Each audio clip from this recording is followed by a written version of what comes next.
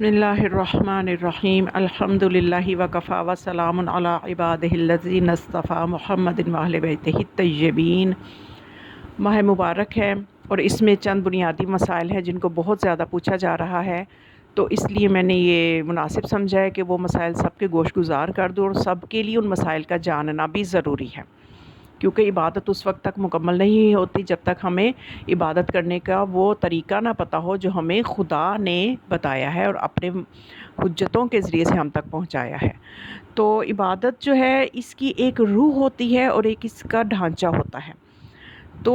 روزے کے بارے میں امیر المؤمنین فرماتے ہیں کہ کم من صائم لیس لہ من صیامہ الا الظمأ وکم من قائم لیس لہ من قیامہ الا العناء، کہ کتنے ہی ایسے روزہ دار ہیں جنہیں پیاس کے علاوہ اور کچھ حاصل نہ ہوگا، اور کتنے ہی ایسے نماز گزار ہیں جنہیں مشقت اور تکلیف کے سوا کچھ حاصل نہیں ہوگا۔ تو یعنی نماز جو ہے صرف ایک مشقت بن کے رہ جائے گی اگر ہم اس کے مسائل کو نہیں جانتے، احکام کو نہیں جانتے، ہمیں پتہ نہ ہو نماز کن چیزوں سے باطل ہوتی ہے۔ روزہ صرف ایک بھوک بن کے رہ جائے گا اگر ہمیں اس کے احکام پتہ نہ ہو کہ کن چیزوں سے باطل ہوتا ہے۔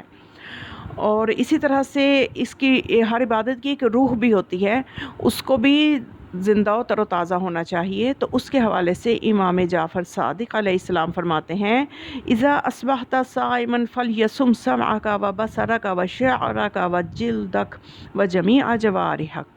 کہ جب تم روزہ رکھو اس دن تمہارے کان، آنکھیں، بال، جلد، غرض کے تمام اعضائے بدن کو روزے سے ہونا چاہیے۔ یہ ہے روزے کی روح کے بارے میں روایت، کہ روزے کا مطلب صرف مشقت نہیں ہے، روزے کا مطلب کہ اس دن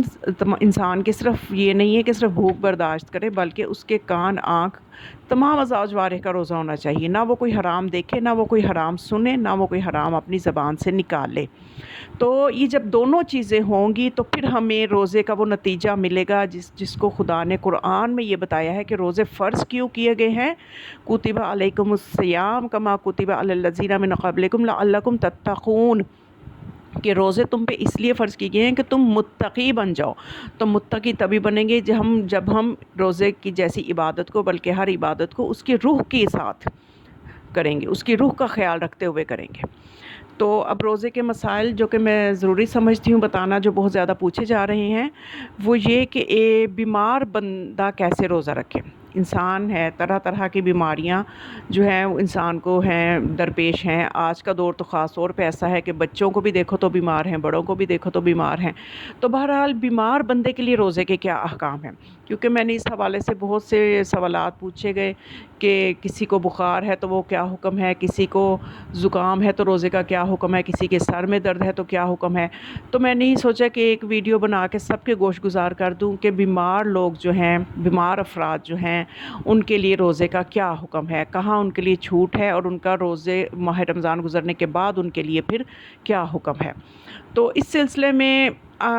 آیت اللہ سیستانی اور علی خامنائی، یہ دو مجتہدین جو ہیں، ان کے فتاویٰ کی روشنی میں میں کچھ مسائل بیان کروں گی۔ تو اس میں آپ نے صرف یہ دیکھنا ہے کہ بیمار جو ہے اس کے لیے مختصراً اگر میں بتاؤں تو ان دونوں مجتہدین کا یہ متفقہ فیصلہ ہے کہ بیمار جو ہے وہ اپنے لیے خود طے کرے گا کہ اس کی بیماری کس نوعیت کی ہے، اور اس بارے میں وہ ڈاکٹر کی رائے سے زیادہ اپنی رائے کو اہمیت دے گا۔ تو اس حوالے سے یہ دونوں مجتہدین جو ہیں، ان کے حوالے سے بات کروں تو یہ فرماتے ہیں کہ وہ افراد جن کا روزہ رکھنے کے باوجود بھی روزہ صحیح نہیں ہوتا، ان میں سے بیمار افراد بھی ہیں۔ یعنی بعض لوگ جو ہیں بیمار ہوتے ہیں لیکن وہ کہتے ہیں نہیں جی ہم نے روزہ رکھنا ہے، حالانکہ وہ روزہ رکھنا ان کی بیماری کو بڑھا رہا ہوتا ہے۔ تو اس صورت میں ان کا روزہ رکھنا جائز نہیں ہے۔ یہ کوئی دلیری نہیں ہے کہ دین نے چھوٹ دی ہے تو آپ اس چھوٹ پہ عمل نہ کریں اور دلیری دکھائیں، یہ دلیری شریعت کو نہیں چاہیے۔ شریعت کو آپ کی جان عزیز ہے۔ تو اس لیے وہ افراد کے جن کا روزہ رکھنے کے باوجود بھی روزہ صحیح نہیں ہے، یہ وہ افراد ہیں کہ جو بیمار ہونے کے باوجود روزہ رکھ رہے ہیں اور اس روزے سے ان کی بیماری بڑھ رہی ہے، تو اس صورت میں ان کا روزہ رکھنا ہی درست نہیں ہے، چاہے وہ مشقت کر کے روزے کو پورا کریں، لیکن ان کا روزہ شمار ہی نہیں ہوگا شریعت میں، وہ ان کا روزہ رکھنا بلکہ حرام ہو جائے گا۔ وجوب سے حرام کی طرف بات چلی جائے گی. تو اس لیے ہمیں اس چیز کو پہلے سمجھ لینا چاہیے کہ ہماری بیماری ہمارے روزے میں کہ روزے رکھنے سے ہماری بیماری میں اضافہ تو نہیں ہو رہا، تو پھر بالکل بھی روزہ نہ رکھیں. تو اس لیے وہ افراد کہ جن کا روزہ رکھنے کے باوجود بھی روزہ صحیح نہیں ہے، یہ وہ افراد ہیں کہ جو بیمار ہیں. تو ان کے لیے ایک ضابطہ اور قاعدہ بیان کیا گیا ہے. وہ ضابطہ یہ ہے کہ جو تمام بیماروں پر جاری کریں گے، یعنی کسی بھی بیماری، شوگر، بلڈ پریشر، مائیگرین یا کوئی بخار یا کوئی بھی بیماری ہے، تو اس پہ یہی ضابطہ جو ہے وہ لاگو ہوگا. اس ضابطہ کو آپ نے غور سے سن لینا ہے.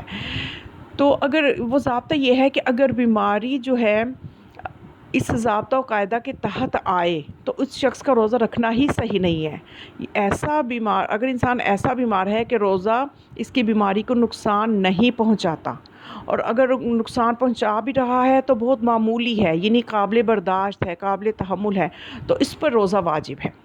ٹھیک ہے، یعنی ضابطہ سمجھ لیں تو ساری بیماریاں ہی اس میں آ جائیں گی، چاہے بندے کو کوئی بھی بیماری ہو، کہ اگر روزہ جو ہے رکھنا اس کی بیماری کو نقصان نہیں پہنچاتا، اور نقصان اگر پہنچا بھی رہا ہے تو معمولی ہے، قابل برداشت ہے، تو روزہ واجب ہے، رکھنا ہے. لیکن ایسا فرد جو روزہ رکھے گا، اس کی بیماری کو اگر نقصان پہنچے گا تو اس کے لیے روزہ رکھنا ٹھیک نہیں ہے. تو پس عرض ہے کہ ایسا بیمار جس کی بیماری کو روزہ رکھنے سے نقصان پہنچے، تو اب اس نقصان کی نوعیت کیسی ہو کہ جس کی وجہ سے روزہ نہیں رکھنا چاہیے. نمبر 1 یہ کہ روزہ رکھنے سے اس کی بیماری بڑھ جائے، یعنی موجودہ کیفیت سے کئی گنا بڑھ جائے گی، تو اس میں اضافہ ہو جائے گا، تو اس پر واجب ہے کہ روزہ نہ رکھے، یعنی بہادری نہ دکھائے. دوسرا نوعیت ایسی ہو کہ جس میں روزہ نہیں رکھنا کہ بیماری تو نہیں بڑھے گی مگر بیماری کا دورانیہ طویل ہو جائے گا. یعنی اگر اس نے روزہ نہ رکھا تو اس کی بیماری 1-2 ماہ میں ٹھیک ہو جاتی ہے، مگر روزہ رکھنے کی وجہ سے اس کی بیماری میں اضافے کا خدشہ ہے، وہ طولانی ہو جائے گی، کئی مہینوں تک طولانی ہو جائے گی، تب بھی اس پر واجب ہے کہ روزہ نہ رکھے.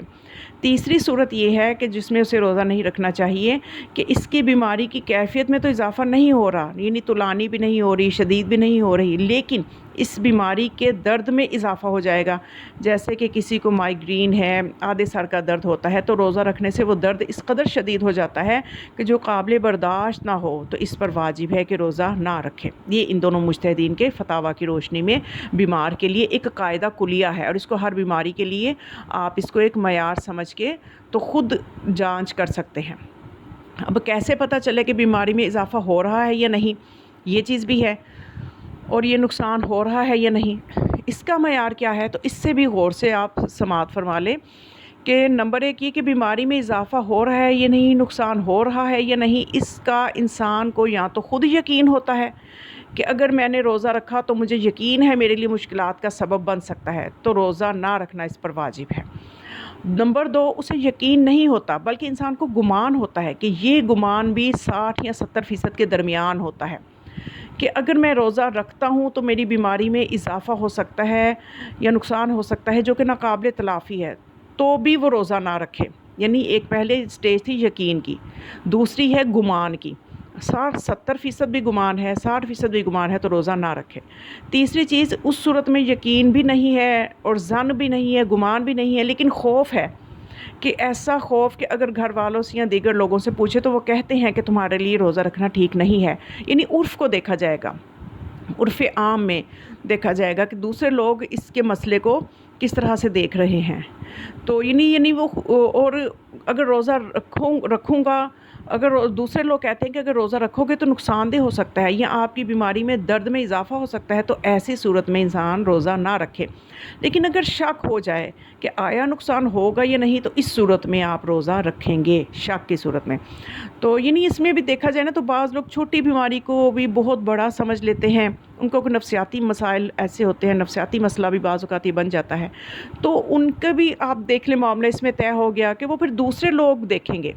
عرف میں دیکھیں گے کہ واقعی اس کی عادت تو نہیں ہے کہ چھوٹی چھوٹی بات کو یہ بیماری سمجھ لیتا ہے. تو بہرحال نتیجہ یہی ہے کہ انسان کو خود یقین ہو یا گمان بھی ہو تب بھی نہ رکھے، اور اگر دوسرے لوگ بھی سمجھ رہے ہیں کہ نہیں رکھنا چاہیے تب بھی نہ رکھے، اور البتہ شک ہے کہ نقصان ہوگا ہی نہیں، تو شک کی صورت میں روزہ رکھنا ہے. اچھا، اب ڈاکٹر کی بات کو کتنی اہمیت دینی ہے؟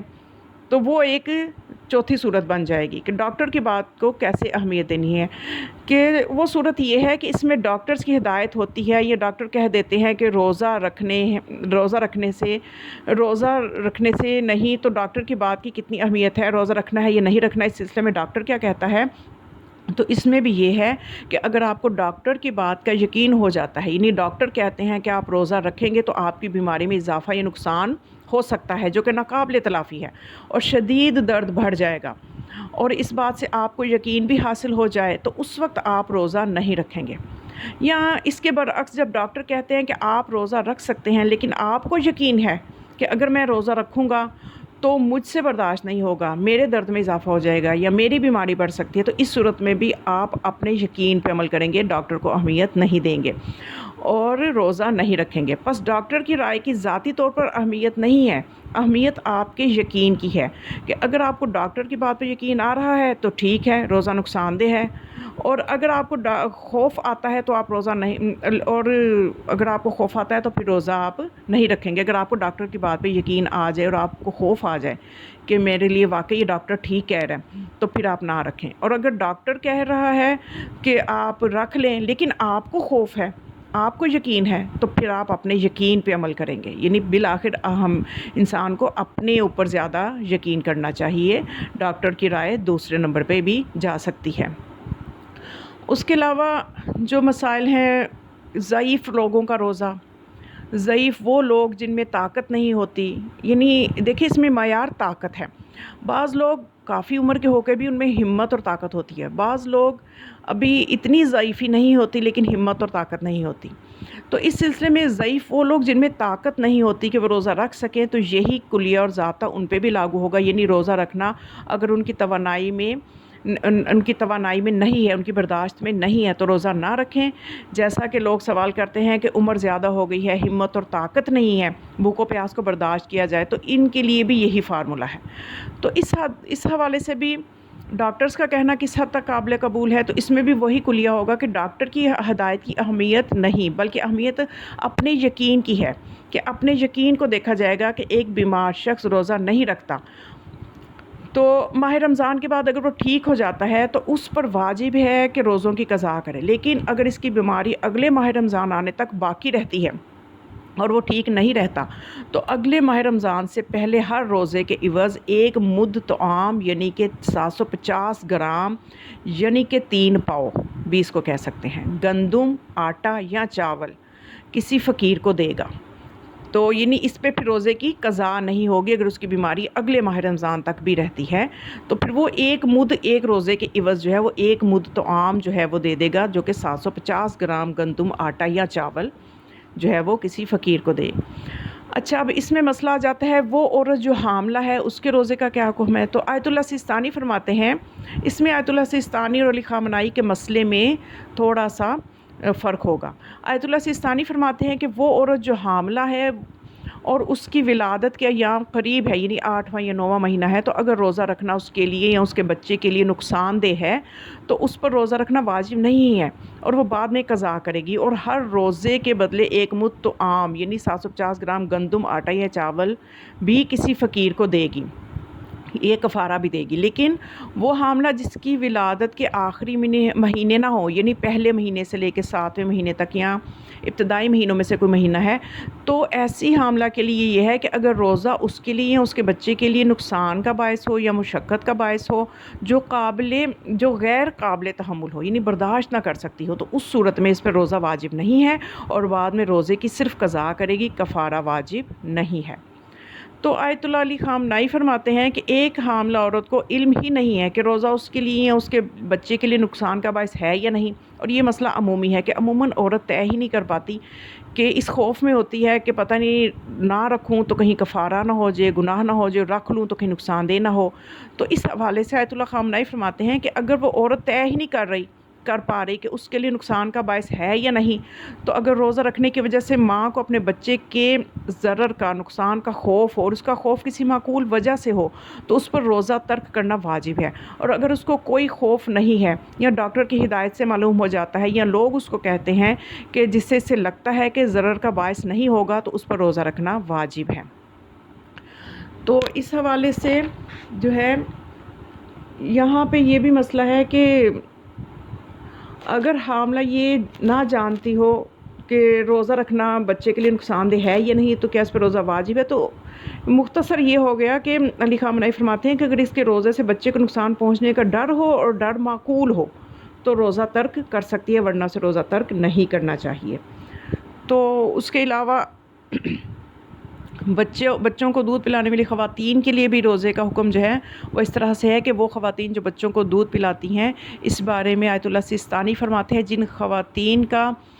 جو ہے وہ مسئلہ اس قسم کا ہو کہ دودھ کم ہو، خواہ وہ ماں ہو یا دایا ہو، اگر روزہ اس کے لیے یا اس کے بچے کے لیے نقصان رکھتا ہو تو اس کے لیے روزہ رکھنا واجب نہیں ہے، اور ہر روزے کے بدلے ایک مد طعام یعنی 750 گرام اناج جو ہے وہ فقیر کو دے گی، اور بعد میں اس کی قضا بجا لائے گی۔ اور احتیاط واجب کی بنا پر یہ حکم اس مورد میں ہے کہ جب بچے کو دودھ پلانا صرف اسی طریقے پر منحصر ہو، یعنی بچے کو فقط خاتون ہی دودھ پلائے، اس کے علاوہ کوئی راستہ نہ ہو۔ لیکن اگر کوئی اور راستہ ممکن ہو، جیسے ڈبے کا دودھ کا استعمال یا بازار سے خرید کر بچے کو دودھ پلا سکتی ہے، تو احتیاط واجب کی بنا پہ آیت اللہ سستانی فرماتے ہیں کہ اس خاتون پر واجب ہے کہ روزہ رکھے، لیکن معلوم ہو کہ طولانی مدت تک بچے کو ڈبے کا دودھ یا خشک دودھ وغیرہ اس کے لیے نقصان کا باعث بن جائے گا، مثلا وہ بچہ جس کو دودھ پینے کی ابتدائی ایام ہیں اور ڈبے کا دودھ پلانا اس کے لیے باعث سے ضرر ہے، نقصان ہے، تو ماہ رمضان کے بعد وہ ماں کا دودھ نہ پیے، یعنی پھر وہ عادی ہی اسی ہو جائے ڈبے کے دودھ کا، تو یعنی ہو سکتا ہے کہ وہ باہر کا دودھ پینے کا عادی ہو جائے تو بعد میں ماں کا دودھ نہ پیے، تو ایسا کرنا اس کے لیے ضرر رکھتا ہو تو اس صورت میں بھی گزشتہ صورت کی طرح روزہ خاتون پر واجب نہیں ہے، بلکہ بعد میں روزے کی قضا کرے گی اور کفارہ بھی دے گی۔ تو آیت اللہ خامنہئی اس حوالے سے فرماتے ہیں جو عورت بچے کو دودھ پلاتی ہے اگر اسے ضرر کا خوف ہو اور وہ خوف بھی کسی معقول وجہ سے ہو تو ایسی صورت میں اس پر واجب ہے کہ روزہ نہ رکھے۔ اب اگر وہ روزہ رکھتی ہے جبکہ اس سے خوف تھا اور خوف بھی معقول وجہ سے تھا، جس کے باوجود اس نے روزے رکھے ہیں، اور بعد میں معلوم ہو جائے کہ روزہ اس کے لیے یا اس کے بچے کے لیے نقصان دہ تھا، تو اس کا روزہ باطل ہے، ان کی قضا واجب ہے۔ اور یعنی دیکھیے کتنے یہ نازک بات ہے کہ یعنی اس میں بھی وہی بات آ گئی کہ روزہ بھی اس خاتون نے رکھا، مشقت بھی برداشت کی، اور چونکہ وہ اس نے اس چیز کو اہمیت نہ دی کہ شریعت گنجائش دے رہی ہے اور بچے کو یا اس کو نقصان ہوا تو روزہ اس کا رکھا ہوا روزہ باطل ہو جائے گا۔ تو ایک صورت میں آیت اللہ خامنہئی فرماتے ہیں کہ روزہ کی وجہ سے اگر دودھ خشک ہو جائے ماں کا یا کم ہو جائے تو اس سے بچے کے لیے ضرر کا خوف ہو تو روزہ نہ رکھنے کی وجہ سے ہر روزے کے بدلے ایک مد طعام فقیر کو دے گی، اور بعد میں روزوں کی قضا بھی واجب ہے۔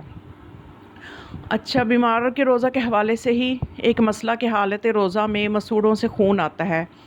بعض لوگوں کے، تو آیت اللہ سستانی اور علی خامنہئی دونوں کے نزدیک یہ ہے کہ مسوڑوں سے خون نکلنے سے روزہ باطل نہیں ہوتا، البتہ خون حلق تک نہ پہنچنے پائے، حلق تک نہیں پہنچنا چاہیے۔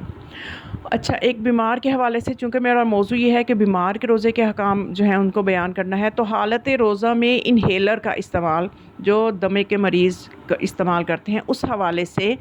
کیا جواب ہے؟ تو انہیلر ایک یعنی آپ سب جانتے ہیں کہ ایسا آلہ ہے، ایسا سپرے ہے جن لوگوں کو سانس کی مشکل ہوتی ہے وہ اسے استعمال کرتے ہیں، جس سے وہ اپنی سانس کے تسلسل کو برقرار رکھتے ہیں، پھر ان کو سانس لینے میں مشکل نہیں آتی۔ تو حالت روزہ میں انہیلر کا استعمال آقا سستانی اور آیت اللہ خامنہئی دونوں کے نزدیک جائز ہے، کیونکہ اس سے سانس لینے کا راستہ کھلنے میں مدد ملتی ہے، اور یہ روزے کو باطل نہیں کرتا کہ یہ سپرے یا تو سانس کی نالی میں رہ جاتا ہے یا گلے میں ہی رہ جاتا ہے، اس کا استعمال روزے کو باطل نہیں کرتا۔ تو اس کے علاوہ جو ہے روزے کے مسائل میں اگر ہم دیکھا جائے ایک بیماری کے حوالے سے، تو انجیکشن اور ڈرپ کے حوالے سے بہت مسئلہ پوچھا جاتا ہے کہ کون سا انجیکشن لگوا سکتے ہیں، کون سا نہیں لگوا سکتے۔ تو آیت اللہ سستانی کے مقلدین کے لیے ہے کہ ان کا روزہ مطلقاً باطل نہیں ہوتا، چاہے وہ ڈرپ یا انجیکشن تقویت بدن یا تغذیہ بدن کے لیے ہو، یعنی طاقت کے انجیکشن جیسے ہوتے ہیں، یا بعض انجیکشن اور ڈرپ جو ہیں وہ غذا کی جگہ پہ، آئرن کی ڈرپ ہے یا جو بھی، تو غذا کی جگہ پہ بھی استعمال ہوتے ہیں، تو روزہ باطل نہیں ہوتا۔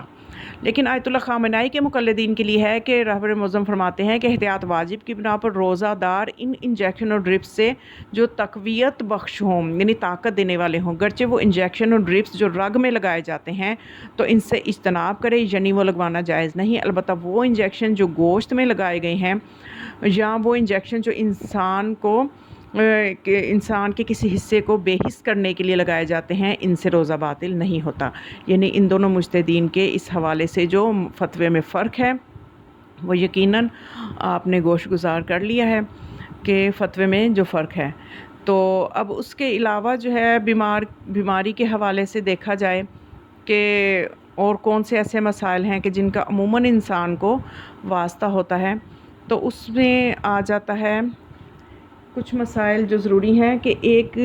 کچھ مسائل ہیں جو علی خامنائی سے پوچھے گئے ہیں، ان کے استفتاء سے جو ہے وہ میں بیان کر رہی ہوں کہ کسی نے پوچھا علی خامنائی سے کہ میری والدہ تقریباً 13 سال سے بیمار ہے، چونکہ دن میں دوا کا استعمال ان کے لیے ضروری ہے، لہٰذا وہ روزہ رکھنے سے محروم ہے، ایسی صورت میں کیا ان پر روزوں کی قضا واجب ہے؟